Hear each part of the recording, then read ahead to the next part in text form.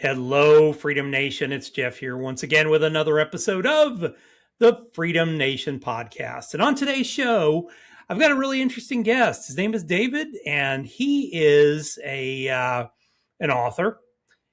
He also has a really interesting story of being fired later in life and having to kind of reinvent himself. So I think for those of you that have that concern, this will be actually a really good conversation to have.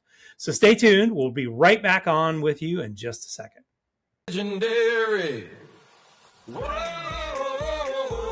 whoa. Hey, everybody. Welcome to the show. David, how are you, sir? Great, Jeff. Glad to be on your show. Appreciate How do we pronounce your last name? Nassief. Nassief. Okay, Yes. well, that's easy. Yeah. I was making it harder than it needed to be. That's true. Well, David, tell us a little bit about yourself and your story, because just our initial conversation, it piqued my interest as well. So Sure, I'd be glad to. Well, it all started when I was 63, and I just got fired after 18 years with the same company. I tell you, I would not wish that to anybody. No. I did the math, and if we drained all of our savings and all of our investments, we would be broke by 65. And I'm thinking, who is going to hire me at my age? Yeah. So anyways, I'm driving home after that kind of traumatic experience, and I'm thinking, how am I going to tell Mary? We'd been married for 30 years, and I felt like the biggest loser. She did not deserve the mess I just threw our whole life into. Yeah. So anyways, after a couple months of dead-end job searching, I decided to take a huge risk, and I went to work as an independent sales agent. No salary, no commission, no safety net. Yeah. So the first months were absolutely brutal. Cold calls, constant rejection, rookie mistakes. I remember Jeff meeting a prospect, and he was interested. And he asked me to leave some sales materials, and I realized I forgot to bring the sales materials. What salesman does that? I felt like if I actually had a job, I would fire me. So anyways, I was a newcomer in a local market. I constantly heard people saying, oh, no, we've had our agent for years. We're not interested. But finally, somehow I was able to just get a couple clients. And then the competitors started circling like junkyard dogs, trying to steal them from me. I actually felt like the Chihuahua in the fight. I was so out of my element. But anyways, after 10 months of grinding, I hit an incredible milestone. I was suddenly making more money than my good paying corporate salary. And for a second, I thought we made it. But then reality surfaced. I said, Jesus, I haven't saved anything. Making money isn't enough. I have to learn how to invest. But but my late start, I didn't have time to waste with a bunch of theories and investment, whatever.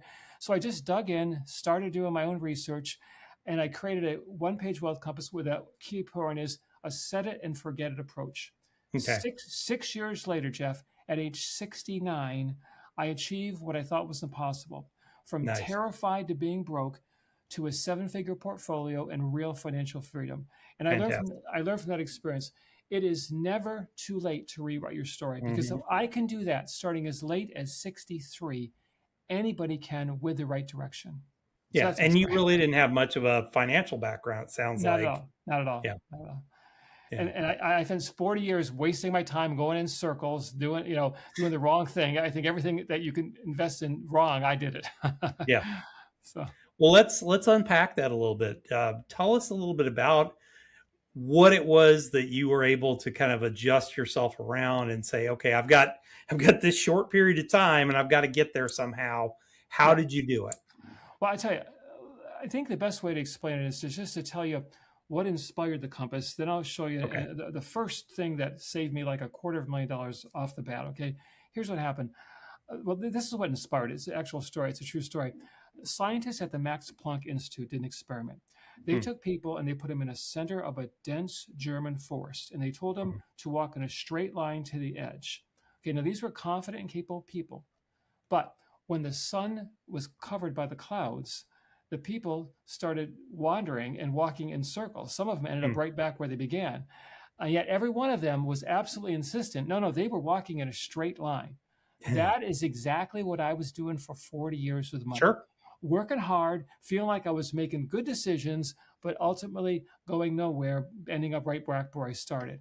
So that's kind of how the inspiration of it. Now, let me share with you what happened when I first made it, okay? Before it was even finished, I had a tool in there that saved me, like I said, $250,000. And here's what happened. I was now 64 at the time, Okay. so desperate to catch up when a fiduciary advisor who I was referred to recommended something she said was amazing, a LIRP, a life insurance retirement plan. Yep. Okay, tax-free income, long-term savings, and just everything, the whole package.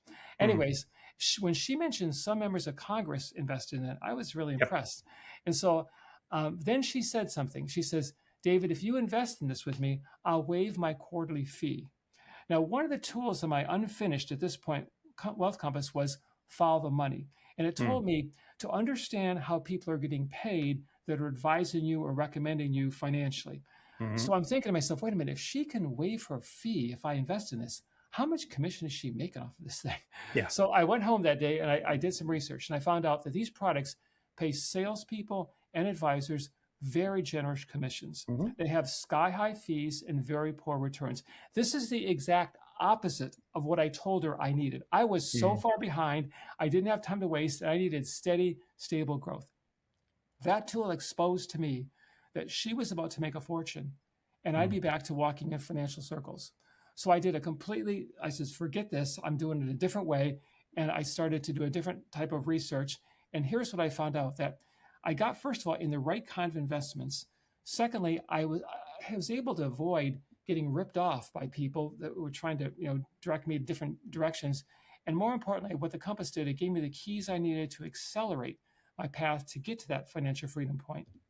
And what it did is it protected my money so I could use it to build my wealth and not somebody else's wealth. And that's kind of like what inspired it, and actually day one, how it started to work for me.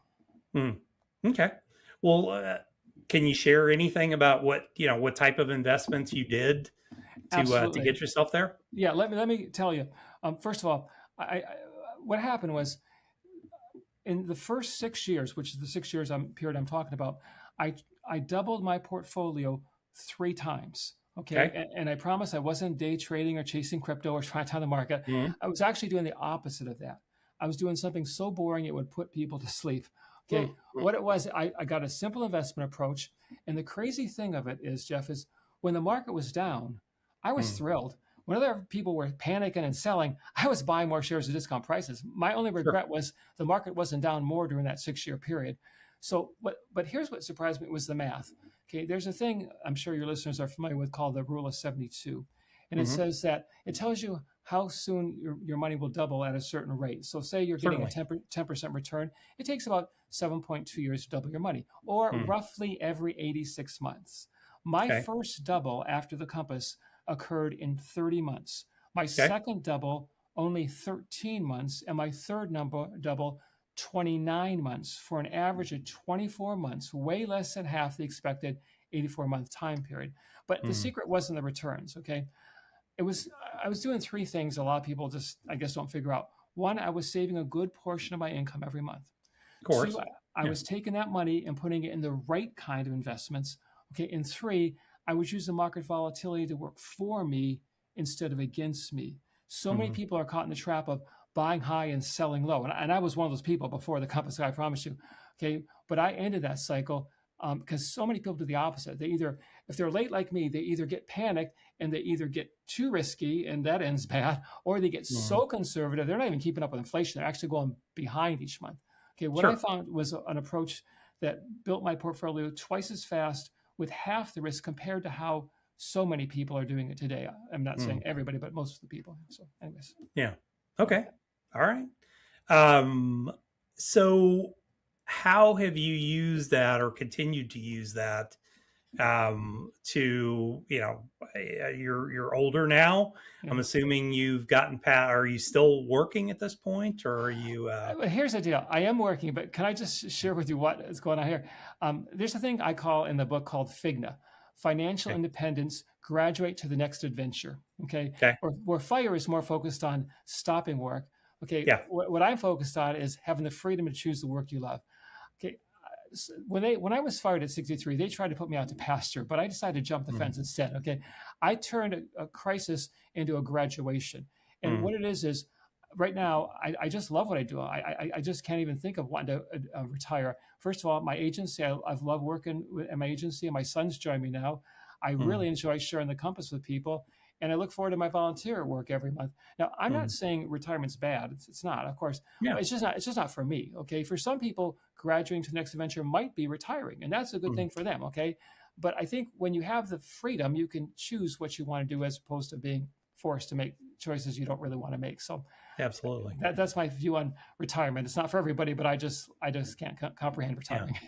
Now you share you said an agency. So do you own an insurance agency, or what type of work are you doing? It's kind of an insurance agency. It's a little technical, but it's a B2B kind of wholesale agent to businesses. Okay. It's not the typical like insurance agency, and so that's kind of Okay. what it is. Yeah, Okay. So you do B2B work. Okay. yeah. So what do at some point, I mean, yeah, it sounds like you're enjoying what you're doing and all that. Is at some point is the goal, okay, I don't want to work anymore and I want to just do volunteer work and things like that? Or do Well, you think you'll continue to work, on into retirement farther? here's the interesting thing. I reinvented myself at 63. Okay, Sure. now at 72, which is what I am now. Okay, Hmm. I became an author. Yep. Okay, and I just can't wait to see what I'm going to do at 82. I don't know what Yeah. that's going to be yet, but I just look forward to it. I don't see an end to this. Yeah. Maybe something.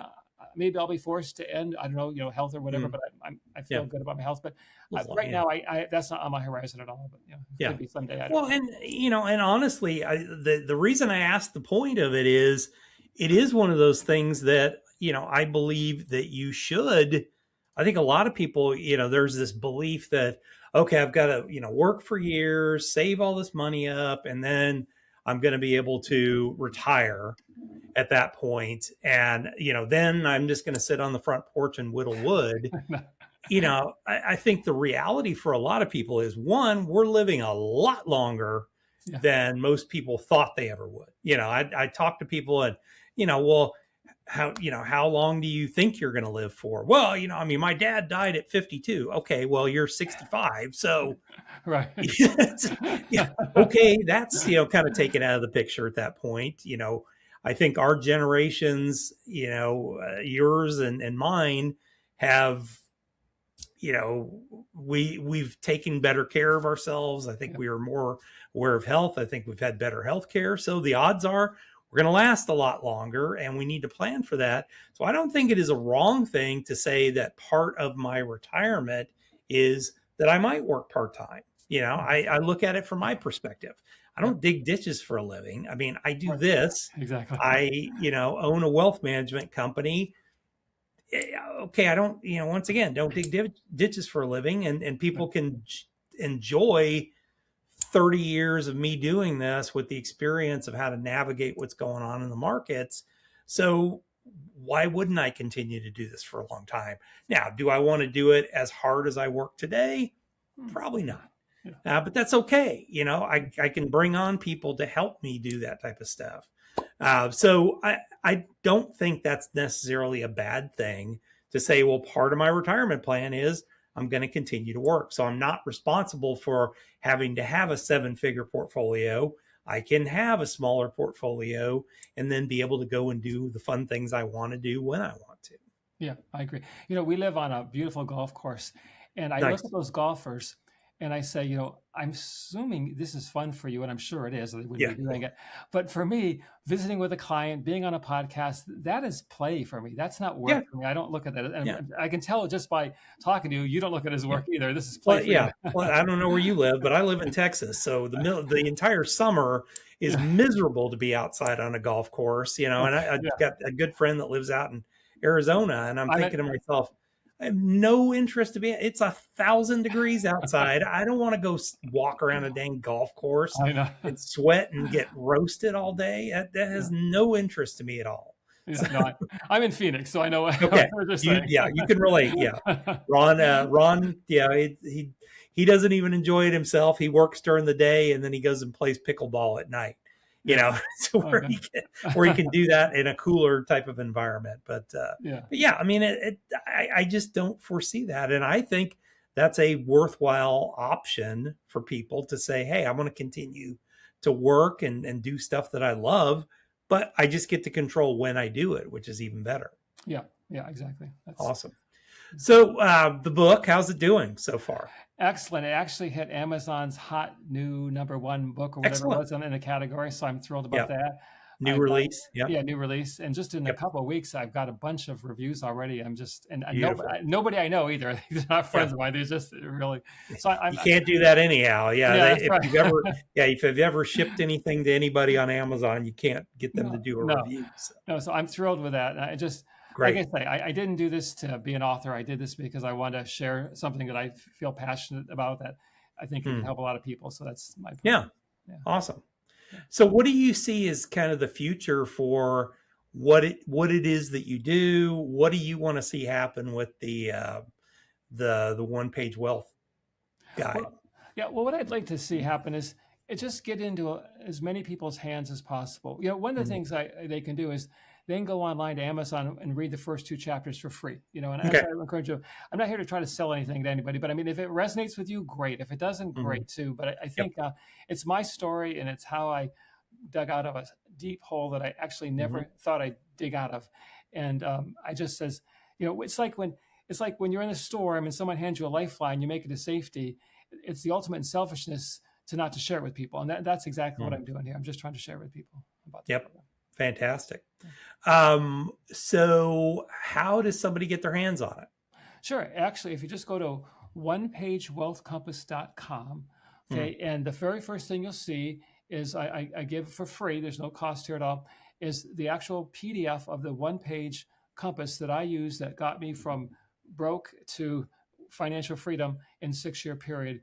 And they can go on there. And when they sign up for my newsletter, which is part of it, that's the first thing you'll get.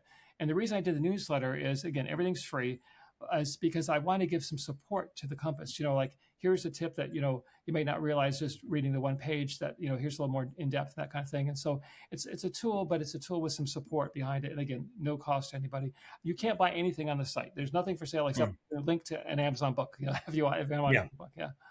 Excellent. Awesome. Well, let's switch gears a little bit and talk about the fast 5 questions then. Great. All right. So first question, you wake up in the morning, business is gone. You have $500 in your pocket, a laptop, computer, place to live, food and clothing. What are you going to do first?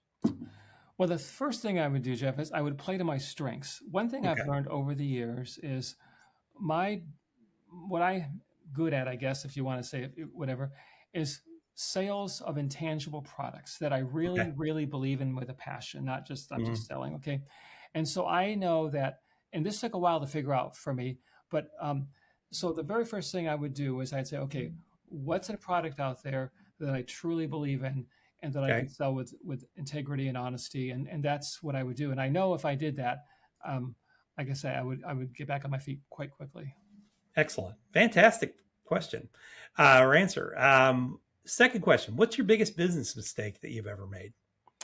Well, this is embarrassing, but my first business, which was a couple decades back, I failed. Okay, it failed miserably, but I opened it and I kept it going longer than I should have. I should have pulled the plug a lot longer. I remember 1 year after I'd been in business, I kind of saw the writing on the wall, but I didn't want to admit it and face it. And my father-in-law, he was helping me one day and looking at the books, and he says, "David, you're bleeding money." And I didn't want to hear that. I actually almost resented him for saying that. I respected him immensely. I love him greatly, but I'm just saying, I just didn't want to face reality. 4 years, I stuck with that business. And then it plunged me into serious deep depth. I should have pulled the plug in the first year. I knew it in my heart. I just didn't want to face the truth. And this job, I knew in 10 months it was making money more than I'd made before. So it just, waiting too long when you're in the wrong thing, I think was. Makes sense. Well, and it happens to a lot of people. It's, you don't want to admit failure, but failure sometimes is hanging on too long. Yeah, exactly. instead of realizing, okay, this isn't working. I need to find something better, or, let's cut the bleeding off as quickly as possible. So, yep, I agree. Excellent. What is a good book that you'd recommend for our audience? This one is going to sound odd, but it's a book called The Goal by Eli Goldratt. It's an Okay. engineering book. And I know that sounds weird. What do you mean, an engineering book? But it's written in a story form. And the Okay. principles in it are all about that it be applied anywhere in life on how to get through bottlenecks, how to get through impossible problems. I Mm. have not read many books other than the Bible multiple times, but this is one I've read 5 times and Mm. over the years because it's that good. Okay. And again, don't let the engineering part turn you off. It's just this, it's just the principles in it are amazing. And I think that's what I'd recommend. Awesome. Great one. What is a tool that you use in your business every day that you might recommend? For me, it's virtual assistants. They're Okay. always working in the background for me, or I'm interacting with them. I like Upwork and Fiverr. Upwork more for long-term projects, Fiverr for short-term deals. Mhm. And I feel like I have a whole virtual team Yeah. working for me, and I like that. Whatever project I'm in, I go, oh, I can use it. I can have my assistant do that, and if I Mhm. don't have an assistant, I can find one that specializes in that area. So I think it's That's immensely time exactly right. saving. Yeah, Yeah, and I think that's the beauty of it too, is you can find that person that can do that one very specific task for you, yeah, instead of having to hire somebody that you have to kind of force into that. I don't want to do this, so you're going to do it, and they yeah. may not be good at it either. And if they're not good, you can just break it off, right? There's no You're done. Yeah, no issues, no move firing on them. to the next one. Yeah, I mean that's the way I look at it too. I've even had Um, contests. I've even had contests between them to see which one's better. So Yeah, I've done that multiple times. I did yeah. that with video editing. I had Okay, I had good. 5 different people do video edits for me, and I saw their work ethic. I had some that were, oh my god, they put so much effort into it, and I'm like, okay, we are a high production facility here. Yeah. We don't spend a week working on one project. We work on multiple projects, so it doesn't have to be great. It just has to be good, and that's it. Yeah. But yeah, I've done that before where I've been testing them out, and I might give the same 5 videos to 5 different people and see how they come up with it. And it's not too terribly expensive. It's No. it's much more expensive finding the wrong person Yeah. and then trying to get them to do what you need them to do. I agree. I agree. Yeah. Last question for you. What is your definition of freedom? My definition of freedom is understanding correct principles and Mm, living by it. Because no okay. matter what we're talking about, whether it's money, whether it's faith, whether it's health, whatever, if you're living by correct principles, you're going to have a much easier time in life and have much more freedom and success. If you're living by the wrong ones, like I did for 40 years financially, Hmm. things get tough. And so, Yeah. and keeping it simple too, that's why I put it on one page, because it's not just correct principles, but simplifying them so you can live them in a way that makes sense for you. Mhm. Awesome. Well, David, thank you for being on the show. Once again, remind us of where they can get the One Page Wealth at, Yeah. and then Good. how somebody could get a hold of you Yeah. if they're interested. Sure. It's the website's called onepagewealthcompass.com, Okay. onepagewealthcompass.com. And as soon as you get there, you'll see a thing where if you just join the newsletter, you can download the compass immediately, Mm, and then you get ongoing support in the newsletter. And that's where I'd go. And then there's a place if you want to contact me, right? There's a form you mm. can contact me too. Okay. Beautiful. All right. Fantastic. Well, David, thank you for being on the show today. We appreciate you being on and sharing your story with us. Well, thanks, Jeff. I Um, appreciate it too. Look forward to keeping up with you down the road here. All right. Sounds great. Appreciate it. Thanks. And well, folks, as always, make sure that you reach out to David if you're interested in learning a little bit more about the One Page Wealth Compass. Make sure that you subscribe to the channel. We'll be here. We do 2 shows a week, so make sure that you are subscribed so that you see them. So thanks a lot, and we'll see you guys back here the very next time.